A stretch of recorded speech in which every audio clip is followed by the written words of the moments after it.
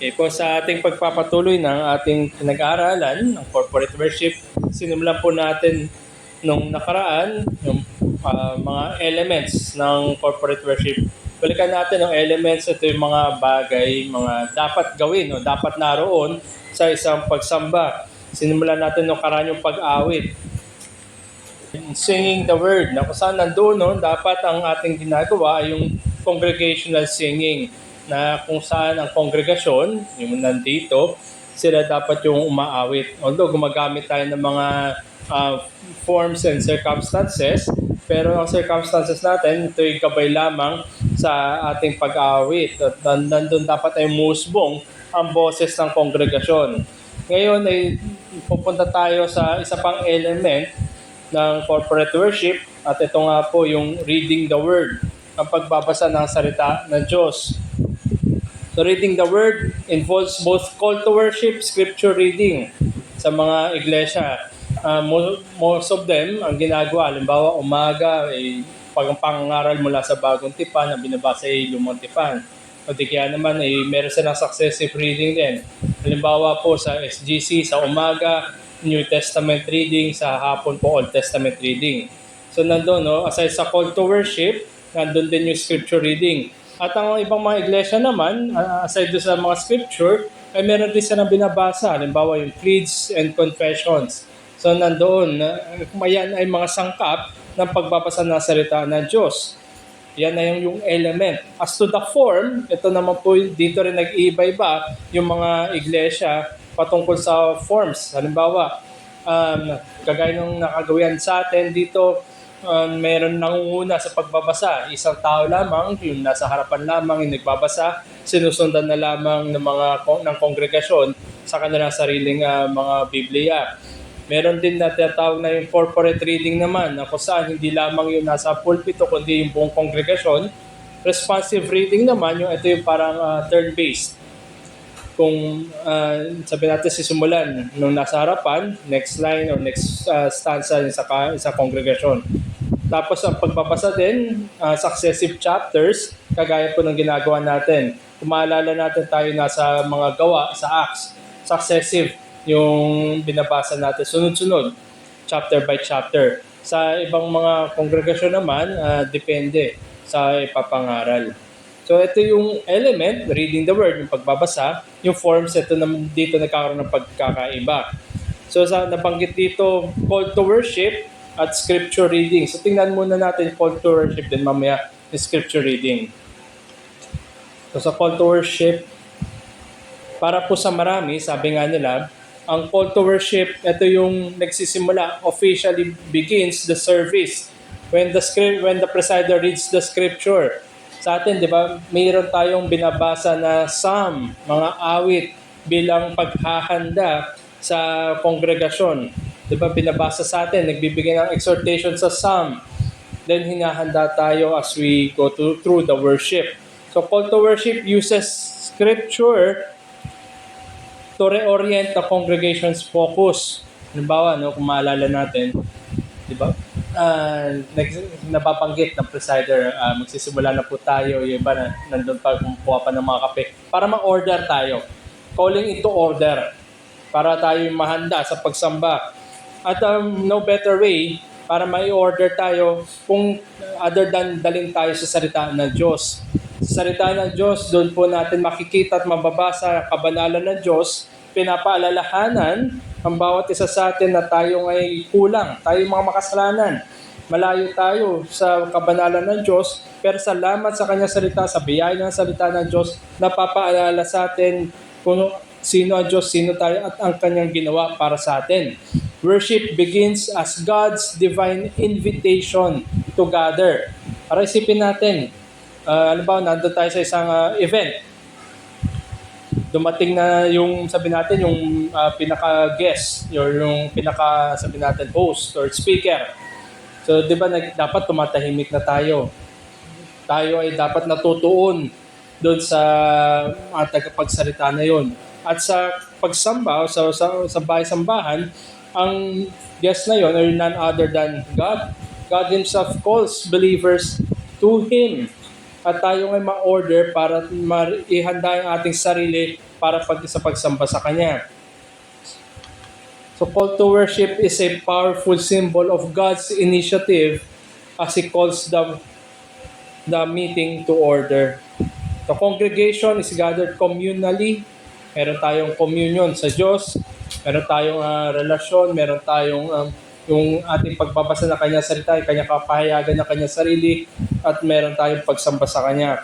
Hindi lamang tayo isolated individuals. Tandaan natin, corporate worship involves the congregation. Hindi po isa-isa, hindi tayo individualistic sa ating pagsamba. Although yes, individually sumasamba tayo, pero magkaroon tayo ng kaisipan na as a whole, isang buo tayong kongregasyon. So there is to be recognition that we are worshiping the Lord. Mahirap nga naman na magsamba kung wala sa ating kaisipan kung sino sinasamba natin. Parang we're going through the motions. Hindi po dapat ganun ang pagsamba. Ang corporate worship ay pagsamba na meron tayong pagtuon, na meron Diyos na sinasamba at kilala natin ang Diyos na ito. So yun po yung call to worship. Now, scripture reading. There is no general rule of what to read in scripture reading. Minabuti lang natin na yung successive, yung sunod-sunod, para in a way, nadadaanan natin yung salita ng Diyos. Isahin ko lamang po yung 1 Timothy chapter 4, verse 13.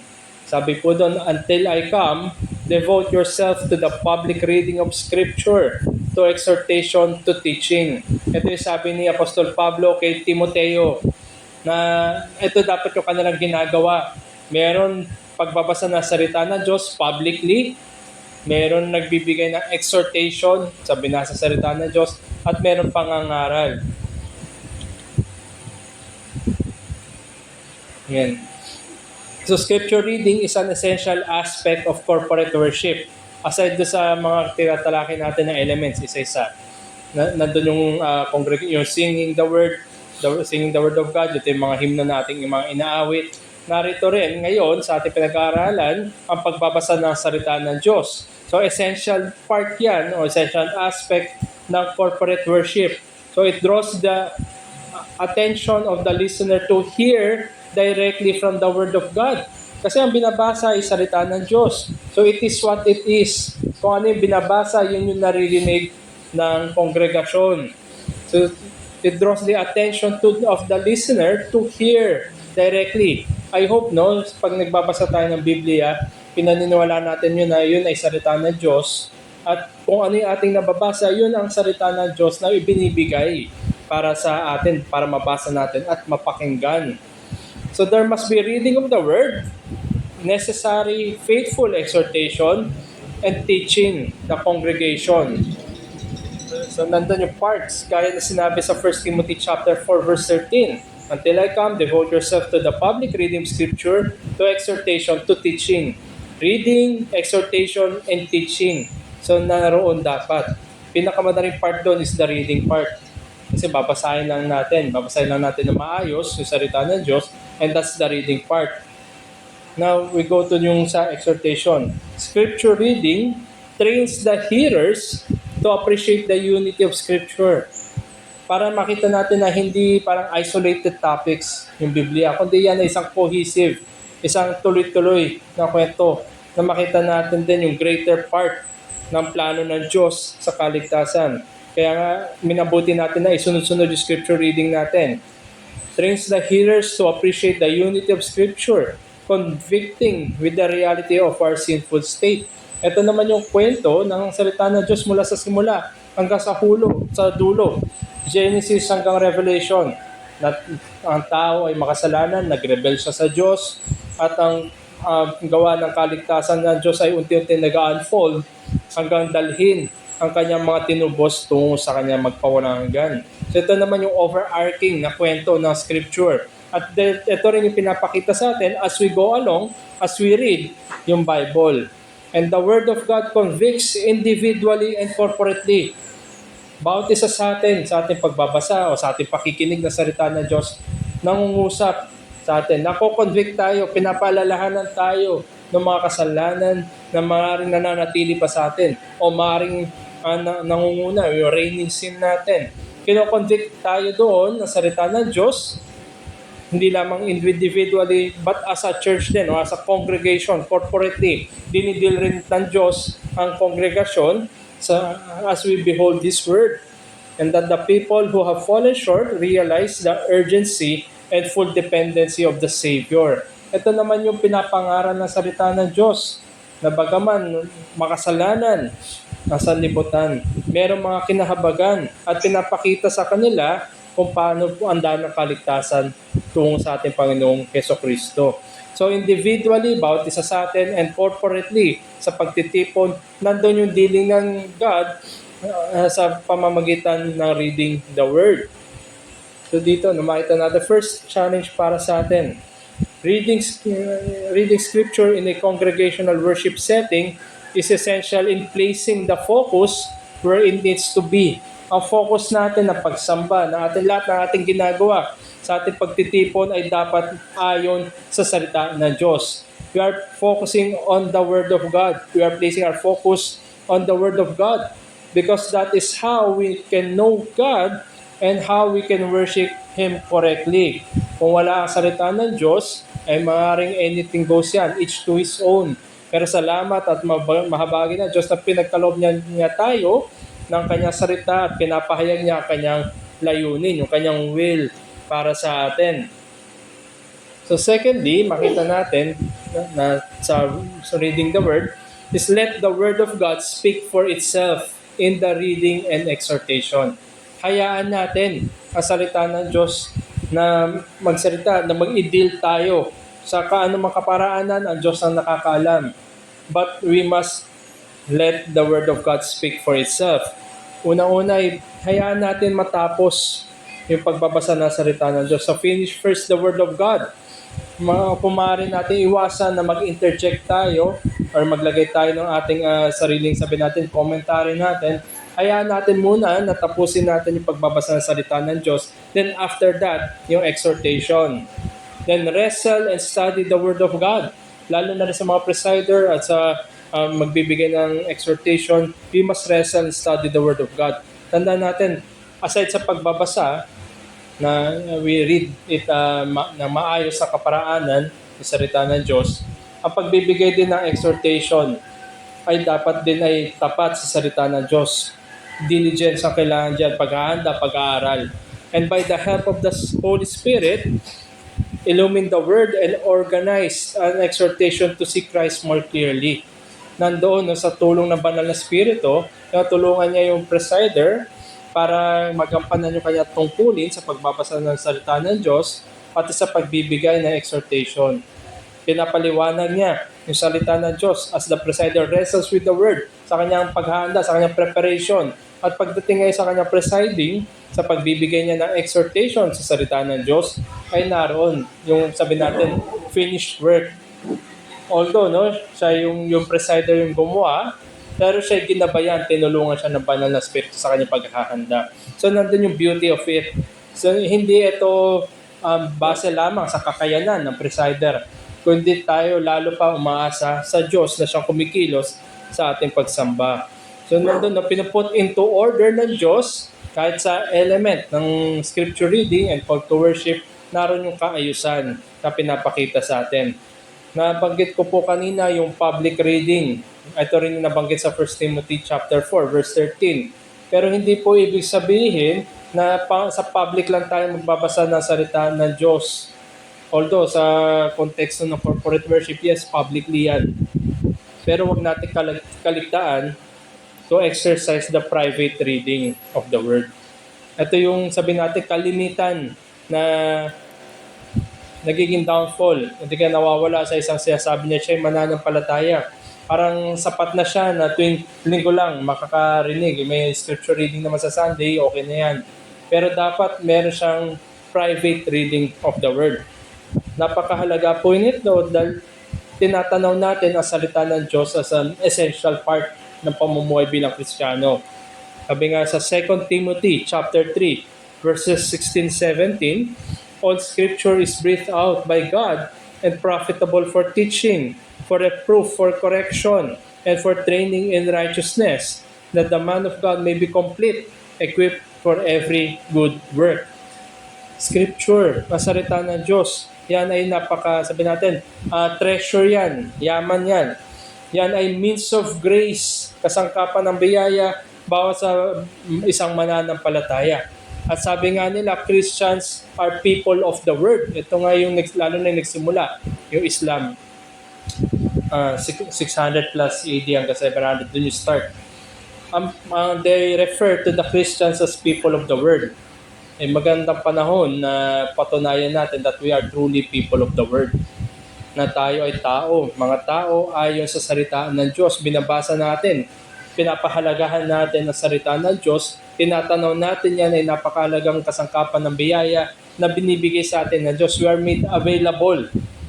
Magpasalamat tayo na meron pa tayong kalayaan na magbasa ng salita ng Diyos. Pasalamat tayo na meron sa mga application sa cellphone natin, no? Napakalapit, nilalapit sa atin salita ng Diyos. Ang problema lang tayo yung lumalayo. So wag natin hayaan na ganun. Kasi pag hindi tayo nagbabasa ng salita ng Diyos, unti-unti sabi natin, no, either nanlalamig, nanghihina, o nalalayo tayo sa layunin ng Diyos.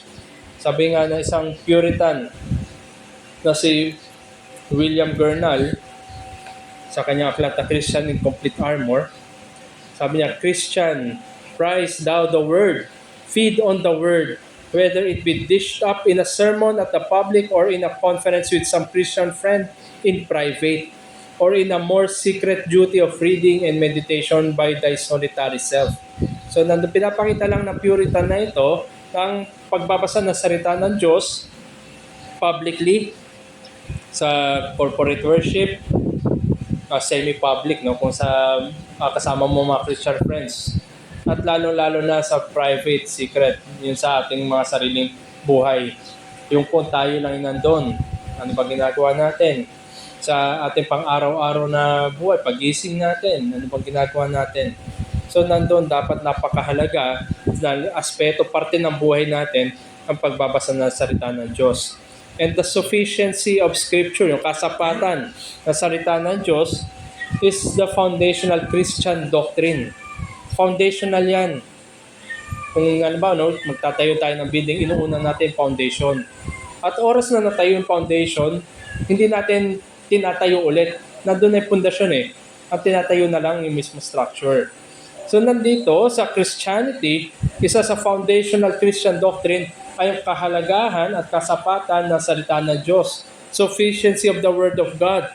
Tinatanaw na isang mananampalataya that the Bible contains all the knowledge needed for salvation, faith, and godliness. Sa kaligtasan, nandun ang salita ng Diyos, pinapakita niya kung bakit tayo kailangan maligtas. At ano yung kahalagahan ng kaligtasan, bakit natin kailangan yun. Pananampalataya sa Diyos sa pamamagitan ng Kristo lamang at sa pamumuhay na may kabanalan. Sapat ang salita ng Diyos para sa mga aspeto na yan. Salvation, faith, and godliness.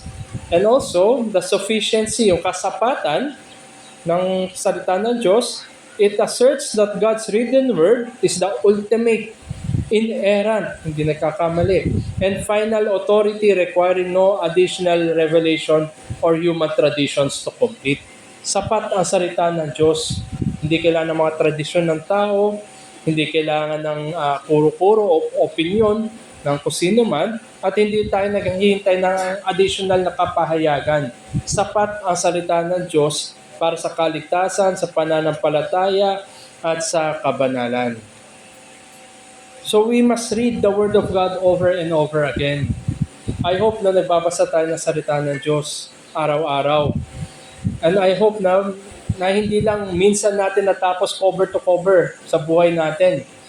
Napakayaman na salita ng Diyos na ma-exhaust natin. Hindi natin kayang i-exhaust yung salita ng Diyos. At bilang mananampalataya, paulit-ulit natin basahin. Yes, may mga aklat na very challenging. Lalo na yung Numbers, Leviticus. Diba, very challenging. Pero tandaan natin, yun ay biyaya pa rin ng Diyos sa atin. Pinayagan niya na yun ay may sulat pamamagitan ng kanyang mga tao, maisama sa kabuuan ng kapahayagan ng Diyos, at hindi lang yon, sinalin para maunawaan natin. So, wag natin malitin, wag natin sabihin natin i-set aside, sabihin na hindi natin skip na lang natin. A Christian reads the Word of God regularly and daily for spiritual sustenance. Tayo, araw-araw tayo kumakain. Sabi natin, Panginoon, na isang tao hindi lamang nabubuhay sa mga physical material na pagkain, kundi ang kailangan niya ay yung magpawalang hanggang pagkain. At ang salita ng Diyos, ito yung spiritual sustenance natin. As we beseech the mercies of God by drawing nearer to God and away from sin. Napakalaking advantage ng pagbabasa araw-araw na salita ng Diyos. Nagiging mas familiar tayo. Tapos nakikita natin yung mga, naka-encounter tayo ng, sabihin natin, na katuruan, at teka, parang medyo alanganin tayo dito. Na-improve yun dahil mas na-orient tayo, mas nagiging familiar tayo sa salita ng Diyos. At dinidil rin tayo ng salita ng Diyos kung meron naman tayong aspeto sa pamumuhay natin na maaaring liko, crooked, o hindi tuwid sa harapan ng salita ng Diyos. So reading the Word of God from cover to cover makes us familiarize and understand the Word of God. So more of our sin, lalo natin nakikita, mas higit yung kasalanan natin, yung mga hayag at yung mga tago na kasalanan natin, and see more clearly the grace of salvation. Lagi tayo napapalalahanan ng salita ng Diyos na ang kapatawaran ay naroon parati kay Kristo. Na tayo ngayon nahihikayat o nahihimok tayo na lalo pang lumapit sa Kanya, drawing near to God, sapagkat ang salita niya inilapit sa atin. And make it a goal to utilize Bible reading plans and track your progress. Ito ay very practical. Maraming sabihin natin Bible reading applications para sa cellphone natin. Marami ring Bible reading plans na makikita tayo sa internet. O kung meron tayong mga study Bible, sa likod nun, merong 1-year Bible reading plan para pag natapos ang isang taon, natapos na rin natin cover to cover ang pagbabasa ng salita ng Diyos. Meron lang tayong 365 days. Ang daming, kung isang chapter lang babasahin natin kada araw, hindi natin matatapos ang Biblia. Ilang bang chapter meron total sa Bible natin? Sabi niya, meron daw 1,189 total chapters sa Bible. So kung 365 days, dapat at least 3 chapters. 3 chapters or more yung binabasa natin kada araw. Meron 66 books ng Bible. Kung 365 days, so kaya natin tapusin, hopefully, no, ang isang aklat in 5 or 7 days. Yun. So, dapat ganun yung depende sa atin, sa kapasidad, sa kaparaanan natin na pagbabasa ng salita ng Diyos, kung paano natin i-arrange yung daily reading plan natin. Pero marami namang tulong o gabay, yung mga Bible reading plans at applications para makip track rin natin kung saan tayo natapos at kung ano na yung mga nabasa natin. At sabi nga muli na isang Puritan pa ni Thomas Manton, the Word of God is dearer to a gracious heart than all the riches in the world. Dapat nga, ito yung pinapahalagahan natin, ang salita ng Diyos. Maaaring kunin na lahat sa atin, huwag lang yung salita ng Diyos. I-share ko lang rin, si John Bunyan, yung nagsulat ng Pilgrim's Progress, siya ay nakulong ng mahabang panahon. Walang binigay, hindi siya pinayagan na magdala ng anumang ibang gamit maliban sa kanyang Biblia, sa papel at sa panulat. At doon niya nasulat yung Pilgrim's Progress. So wag natin maliitin. Sabi nga dito, pwede na mawala lahat sa atin, wag lang salita ng Diyos sapagkat yung laman, hindi yung physical na Bible, yung laman na salita ng Diyos, yun ang madadala natin sa magpawalang hanggan. Ano man pwede kunin sa atin, pero yung salita ng Diyos ay mananatili. Sabi nga, di ba, yung sabi natin, Panginoon, na wag daw mag-invest sa mga treasure na nabubulok, nakukuha, nananakaw, pero nandun dapat sa magpawalang hanggan. At hindi makukuha sa atin anuman, sa anumang kaparaanan, ang salita ng Diyos. So nandun, no?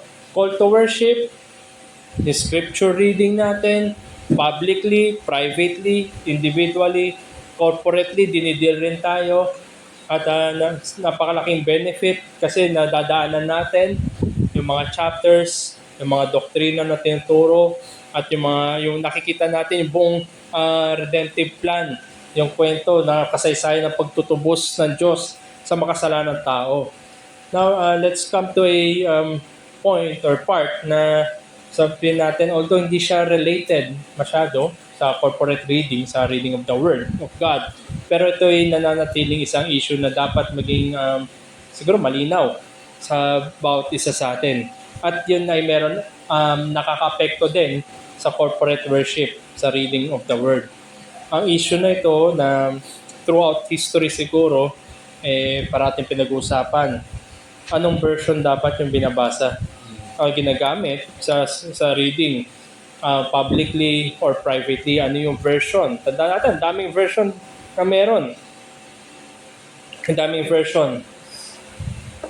Hindi natin isa-isayin yung mga version, kundi yung school of thought. Technically, meron 2 hati lang naman yan at meron pangatlo na option. May 2 hati patungkol sa version or sa translation process. Unahin ko na yung tinatawag na literal or yung formal equivalence. Ito yung tinatawag na word for word translation. So it strives to translate the text from a source language to a target language.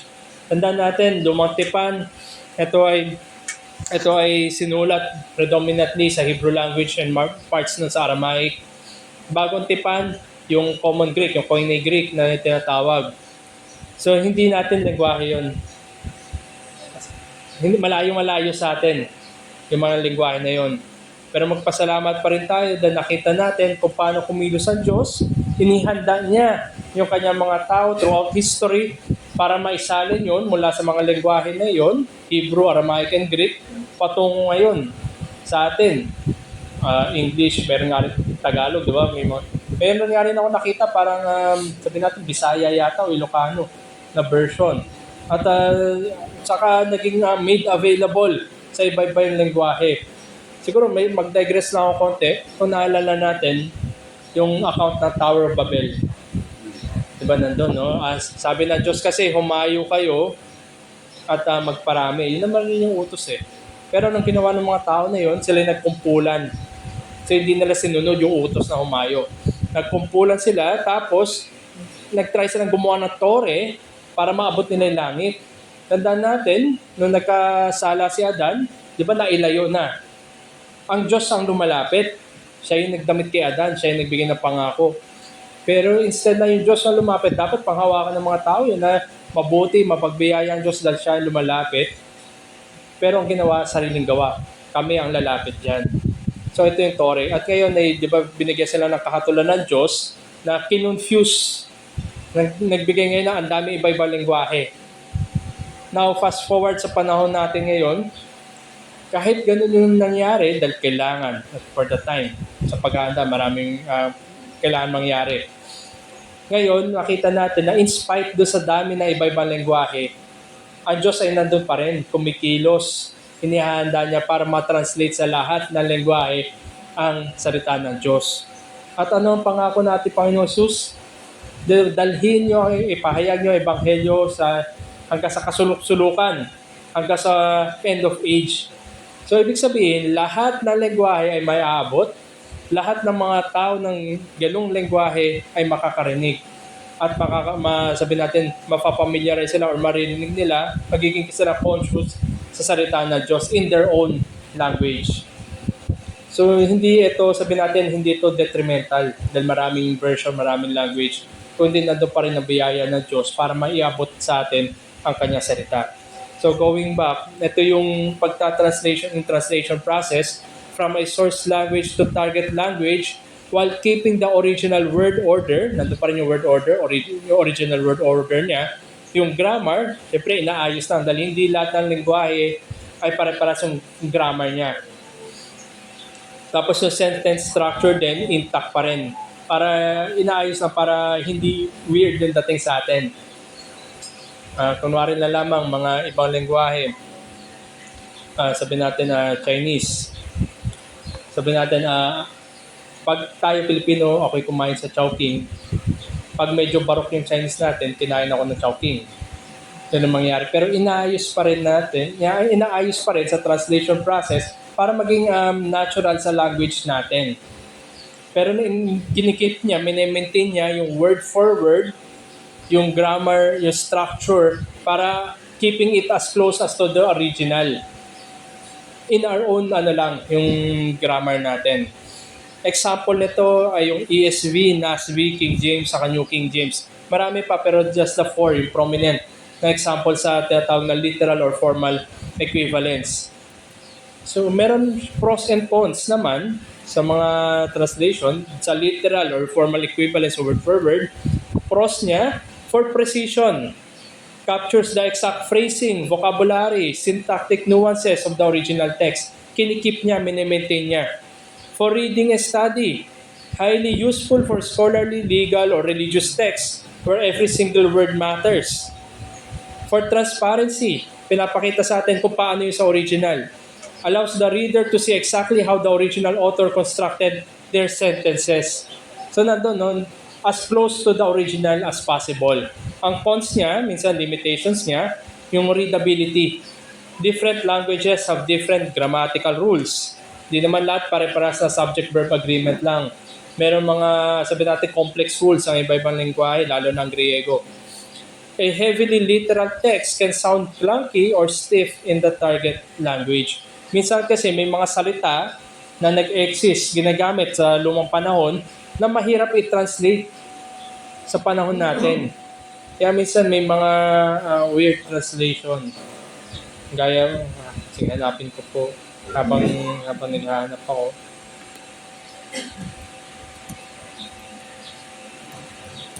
May mga very weird na translation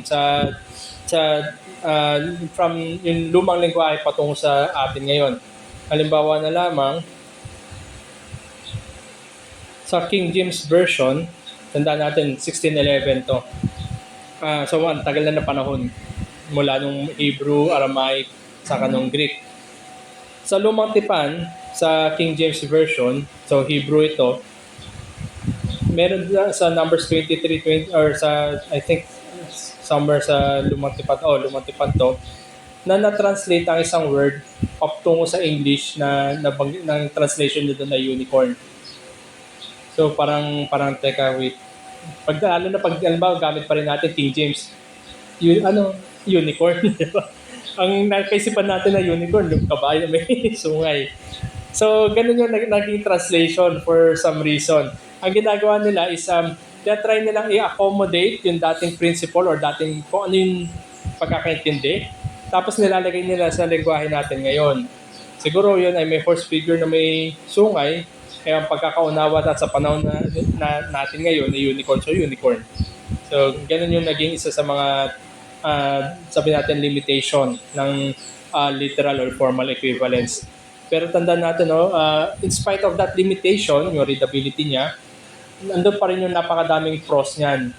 Keeping it as close as possible to the original para makita natin kung paano ba siya kinonstruct, paano ba yung wordings, ano ba yung sinabi in the original. So that's just one school of thought.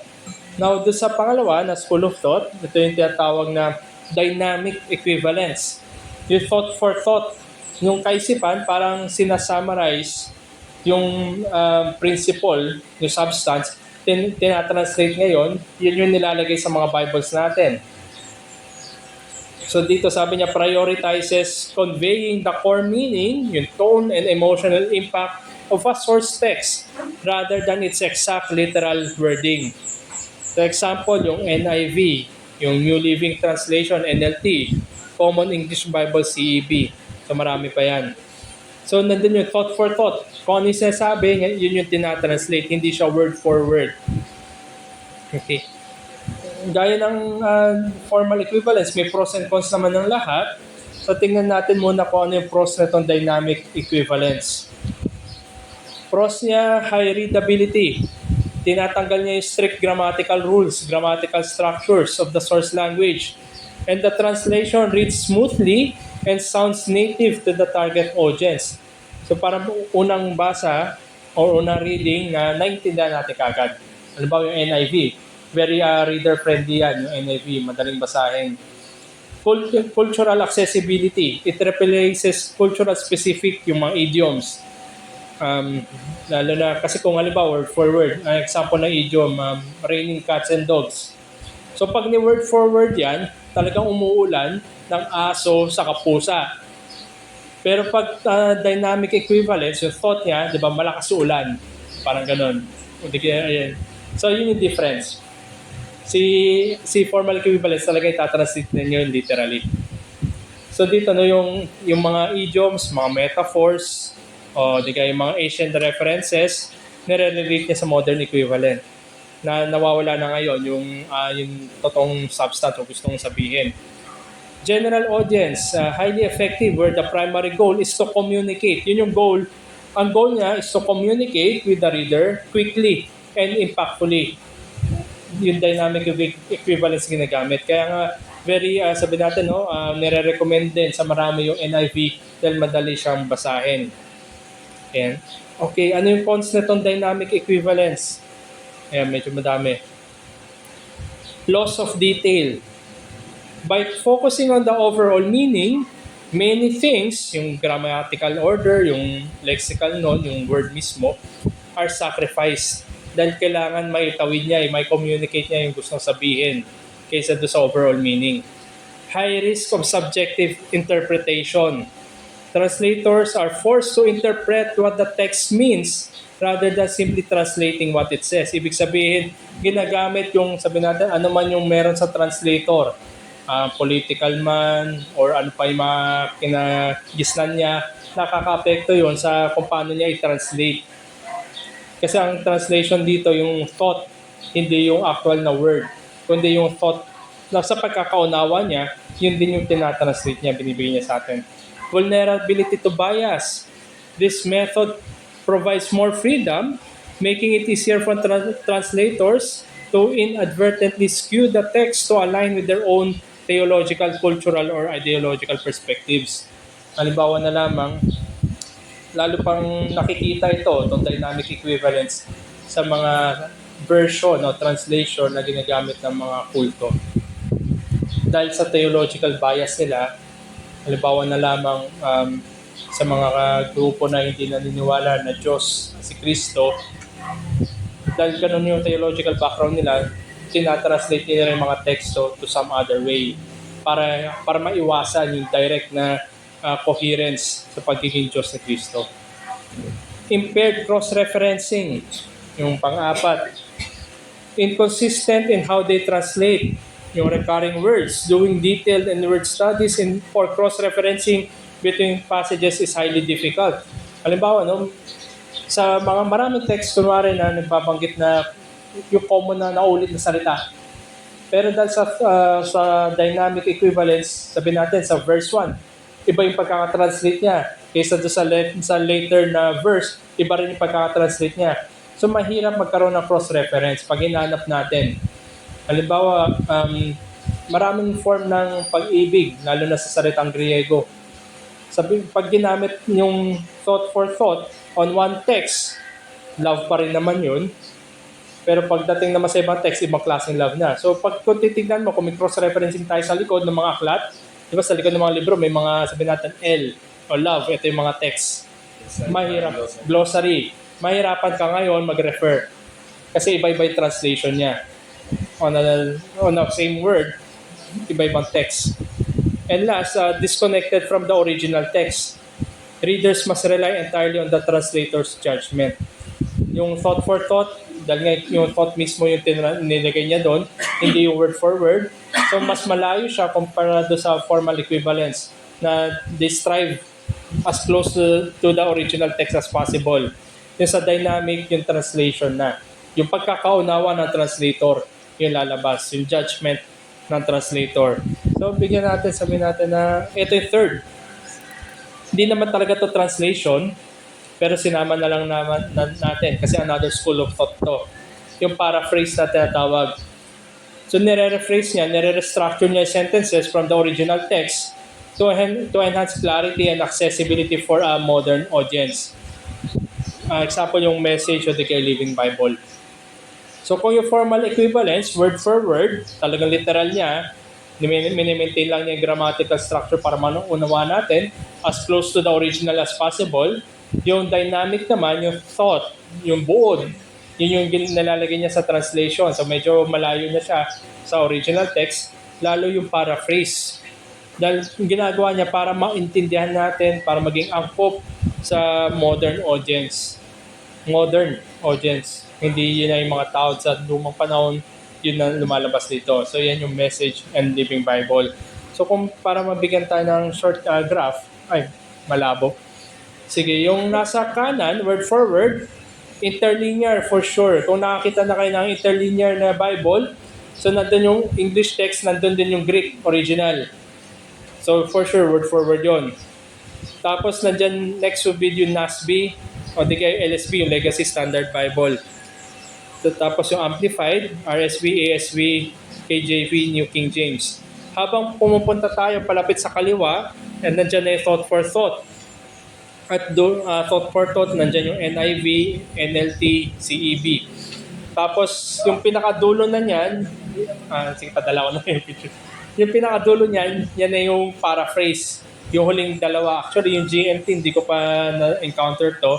Pero itong Living Bible, saka yung The Message, yan na yung talagang for modern reading, modern version. At kung makabasa man kayo ng The Message na version ng Bible, magugulat kayo kung gaano ka modern yon. May mga verse na may, halimbawa, sandwich yung ginamit na hindi naman yung nag-exist dati. Kasi in-accommodate ko ano yung pagkakaunawa natin sa tinapay. And, nawala na ng essence kung tutusin. Siguro example, ito on a personal note, ang papakita ko pong example, close to sa akin, kung bakit rin ako nag-switch from NIV. Dati NIV yung ginagamit ko yung time na wala pa sa Reform. NIV. Now I switched to yung prominent na ESV, then ang ginagamit ko sa pag-aaral, both aside do sa interlinear, ESV and NASB. Okay. Romans 3:25. Ito yung text. Romans 3:25. Basahin ko sa ESV to represent yung formal equivalence.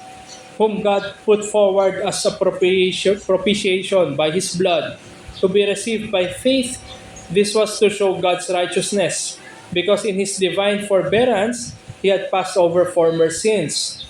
So nandoon, sinabi ng ESV, propitiation. So yun yung keyword, propitiation.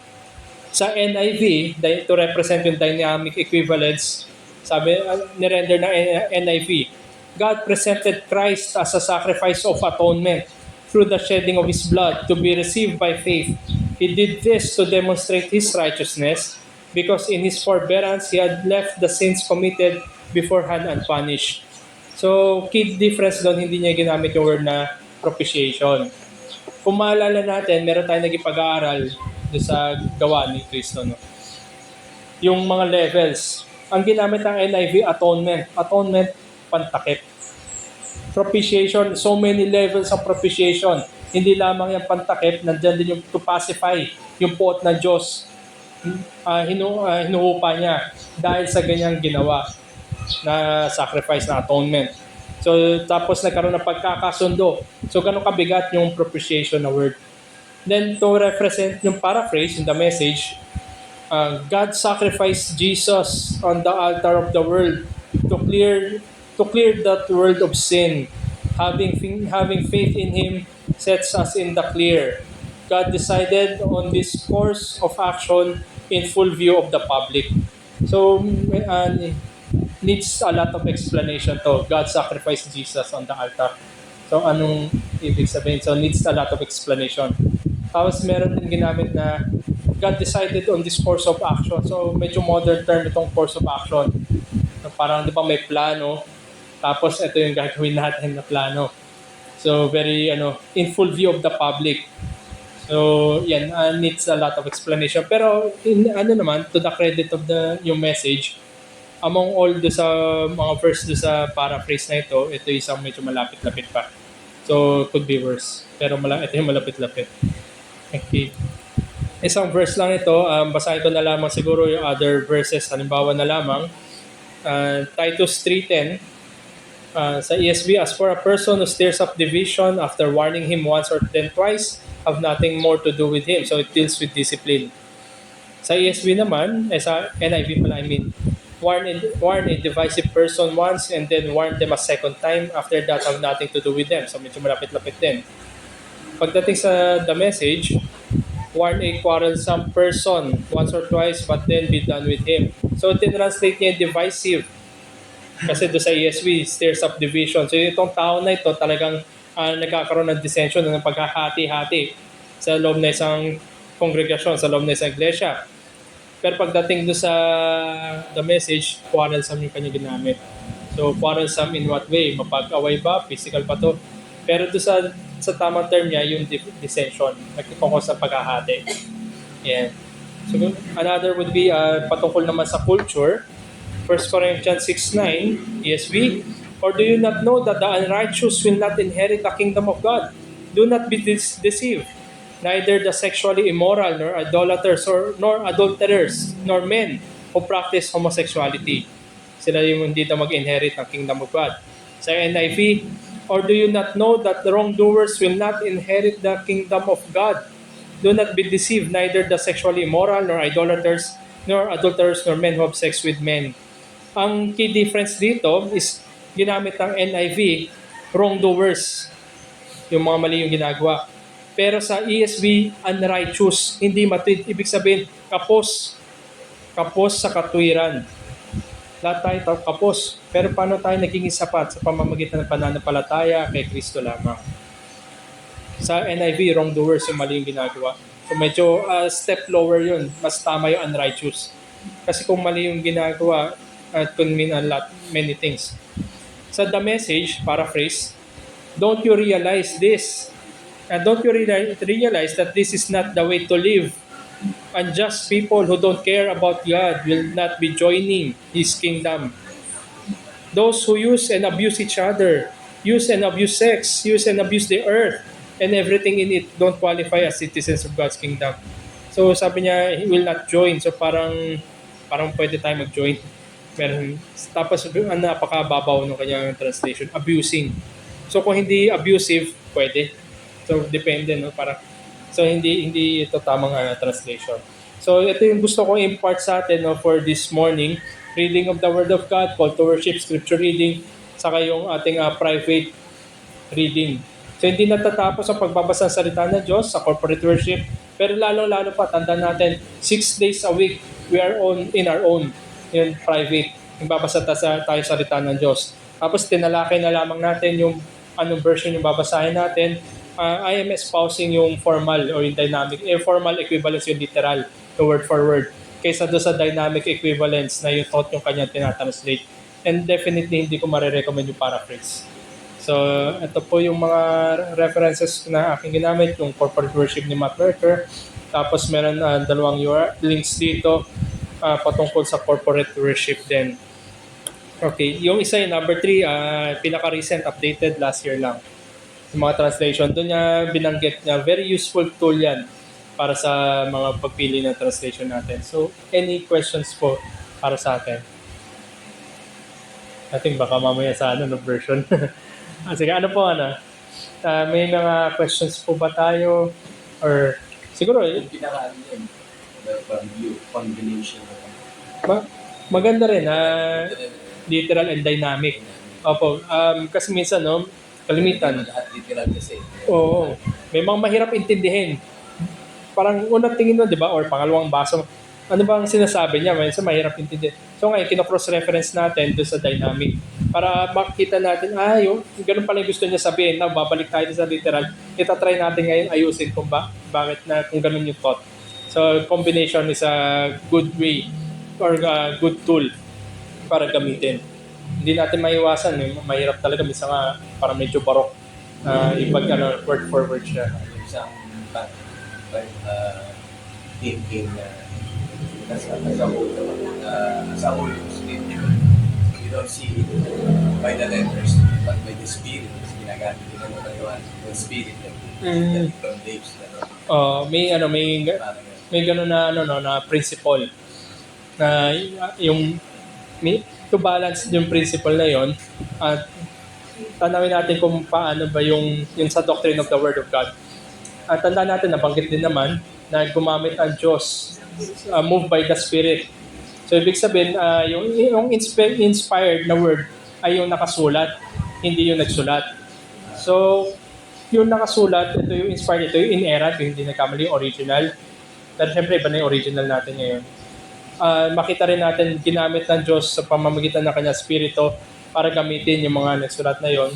At tayo ngayon, sa pagbabasa ng salita ng Diyos, di ba, we pray na gamitin din tayo, na kumilos din yung banal na Spirito para maunawaan natin yung salita. So, both yun.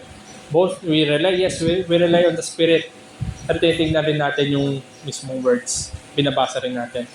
Then siguro, additionally, no, siguro in-expect ko na question, baka, lalo na yung sa mga, sabi natin, mga hardliner. Sabi natin yung isang version lang, ito lang, live and die with this version. Yan, mga King James, yung mga ganyan. Kami, King James lang. Maling tanawin natin yung ibang version as purely, sabi natin, unusable. I would concede na unusable yung paraphrase. Roll out na yun.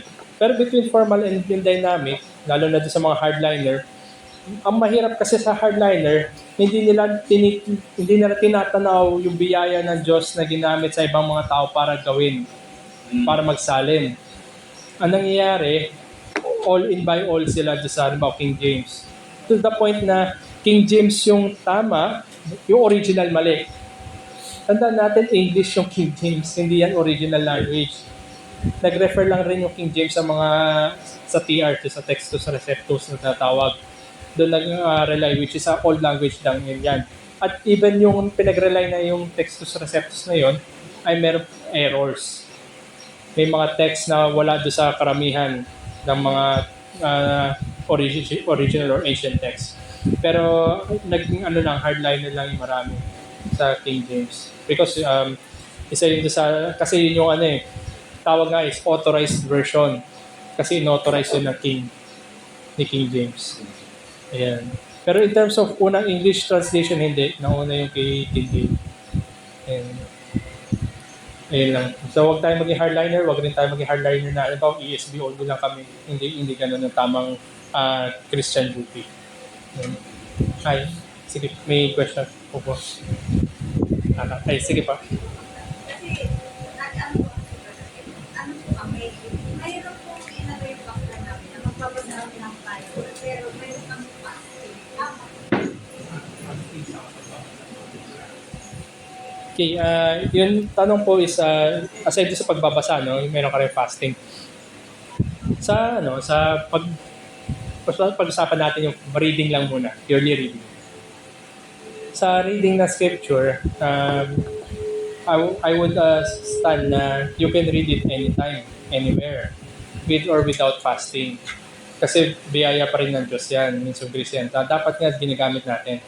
So kung magiging hard rule natin yung fasting as prerequisite bago tayo magbasa, so dapat parang mahaba yung fasting natin bago tayo magbasa sa umaga. So kung magbabasa tayo ng alas 6, so huling kain mo dapat alas 9. So, ayun.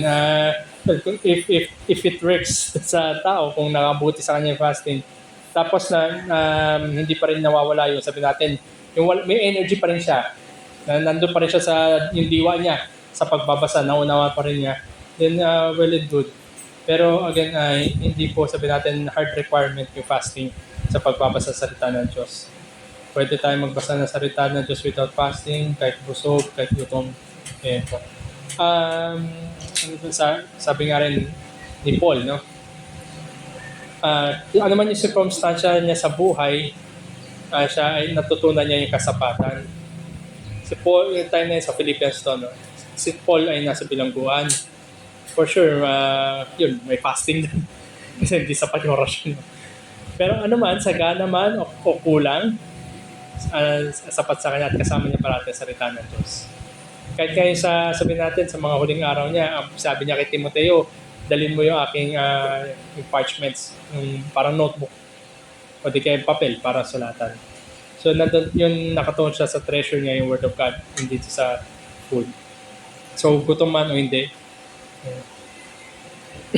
May other question pa po? I hope hindi lang natin pinapakain yung sarili natin tuwing linggo. Yung lalo na sa 6 days a week na nagbabasa rin tayo on our own. Gamit tayo ng mga trackers, gamit tayo ng mga applications. Na malaking tulong yan. Reading plan sa mga likod ng mga Biblia, meron yan. Marami rin available online ng mga reading plan para at least makover natin. Pag natapos natin, next year ulit, ganun ulit. Hanggang sa tawagin tayo ng Panginoon. Okay.